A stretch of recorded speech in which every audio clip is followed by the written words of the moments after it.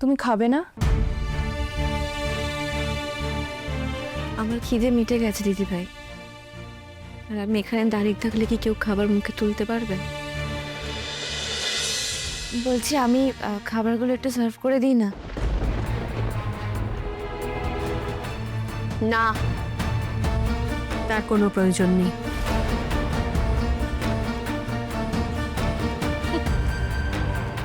তোমার সার্ভ করা খাবার না কেউ মুখে তুলতে পারবে না গো। কে জানে, তুমি হয়তো আমাদের খাবারের মধ্যে ঘুমের ওষুধ কিংবা বিষও মিশিয়ে রাখতে পারো, যাতে আরো বড় কোনো চুরি করা যায়। আমার একটা ভুলের জন্য তোমরা আমাকে এত খারাপ ভাবছো আন্টি? আমি কি ভাবছি সেটা যদি আমি মন খুলে বলতে পারতাম, তাহলে নিজের প্রতি ঘেন্নায় তুমি এবারে থেকে বিদেয় হতে। কিন্তু ততটা নিচে তো আমি নামতে পারবো না। তুমিও সেই রকম বেহায়া, এত কিছুর পরেও নড়লে না এবারে থেকে। প্লিজ এখানে দাঁড়িয়ে থেকে না আমার মাথাটা গরম করিও না। তোমার যদি এখানে বসে খেতে হয় তুমি খাও, তা নাহলে খাবার নিয়ে নিজের ঘরে যাও। শ্রী, খেতে বসে এত কথা ভালো লাগছে না। তুমি প্লিজ চুপ করো। আর ওর সাথে কথা বাড়িয়ে কোনো লাভ নেই। হ্যাঁ কাম্মা, তুমি প্লিজ মাথা গরম করো না। আর বনলতা যখন এখানেই থাকবে তখন এভাবে কথা বলে কি হবে বলো? কিঙ্কিনি প্লিজ, তোমরা কেউ ওর হয়ে কোনো কথা বলো না। হ্যাঁ, ও কেন এই বাড়িতে আছে সেটা তো ওই জানে। অন্তত আমরা তো কেউ চাই না ও এখানে থাকুক। ইনফ্যাক্ট আমরা তো কেউ ওর সাথে কোনো সম্পর্কই রাখতে চাই না। ঠিক আছে, আমি চলে যাচ্ছি। সে কি?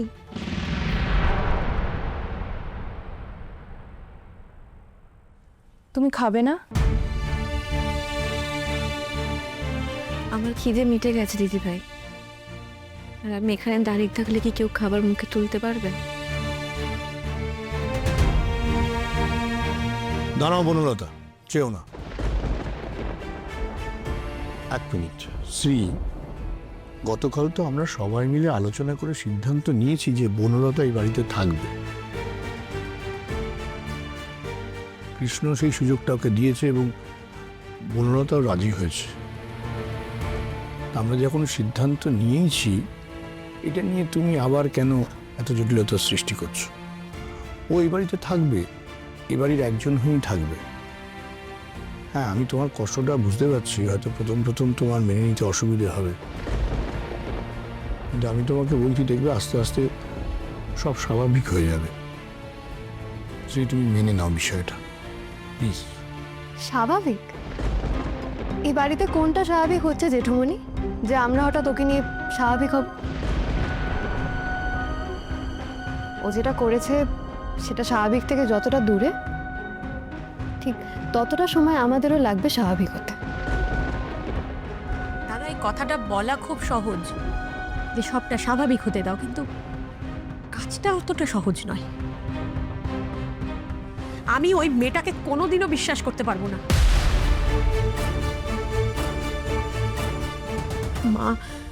মায়ের দিকে তাকাতে তো আমার লজ্জা করছে। আমার নিয়ে আসা আমার ছেলের বউ, সে কিনা মায়ের গয়না চুরি করেছে। এমন একটা জিনিস চুরি করেছে দিদিভাই, যেটা তো আমি কোনোদিনও পূরণ করতে পারবো না। তুমি কেন লজ্জা পাচ্ছ ছোট বৌমা? আর ক্ষতিপূরণের কথাই বা আসছে কোত্থেকে? যতই বলুন মা, এই বাড়ি থেকে কারোর একবারও মনে হচ্ছে না যে ছেলের বউটা আমার। কৃষ্ণর জীবনের সিদ্ধান্ত নেওয়ার দায়িত্ব তো আপনারা আমার উপরেই ছেড়ে দিয়েছিলেন। আমি নির্বোধের মতো একটা চোরকে বরণ করে ঘরে তুলেছি।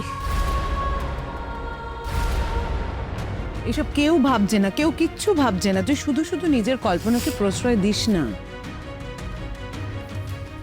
যাকে জানি না দিদিভাই, এ বাড়িতে কে ওকে মানতে পেরেছে কে পারেনি আমি জানি না, কিন্তু একটা কথা আমি সবাইকে বলে দিচ্ছি, আমি কিন্তু ওকে কোনোদিনও মেনে নেব না। আর ও যেন কোনোদিনও আমার সাথে কোনো কথা বলতে না আসে। আমি ওকে সহ্য করতে পারছি না। কাম্মা, এই ব্যাপারটা কিন্তু আমাদের কারোর পক্ষেই সহজ নয়। চেষ্টা তো আমাদের করতেই হবে।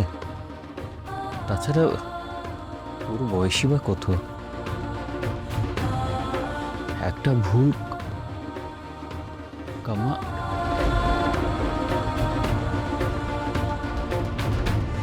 আমার মনে হয় ওকে একটা সুযোগ দেওয়া উচিত।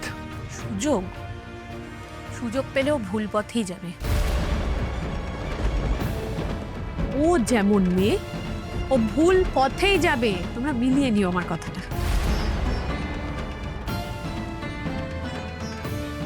ছোট বৌমা, তাও তো আমাদের বাড়ির এই অস্বাভাবিক পরিবেশকে স্বাভাবিক করার চেষ্টা করতে হবে।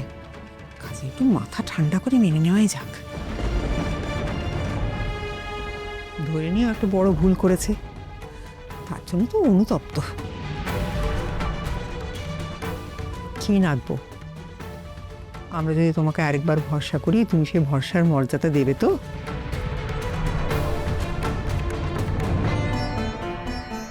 আমি কি বলবো আমি ঠিক জানি না। তোমাদের কাছে আমি হাত জোর করে একটাই ভিক্ষে চাইছি, আমাকে একটা সুযোগ দাও।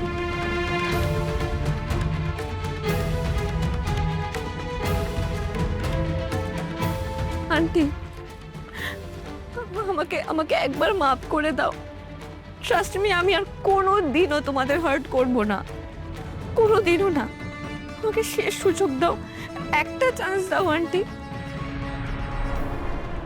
ঠিক আছে, সবাই ওকে মেনে নিচ্ছে, ভালো করুক, সবাইকেও খাবার সার্ভ করুক, কিন্তু আমাকে নয়। বনলতা, তুমি সবাইকে সার্ভ করে দাও, আমি নিজেও বসে পড়ো, খেয়ে না। কি হলো, যাও।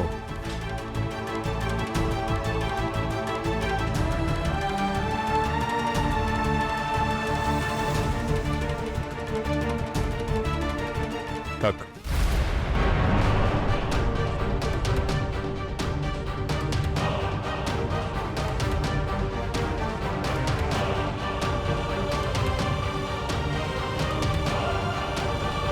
আমি আমারটা নিয়ে নেব।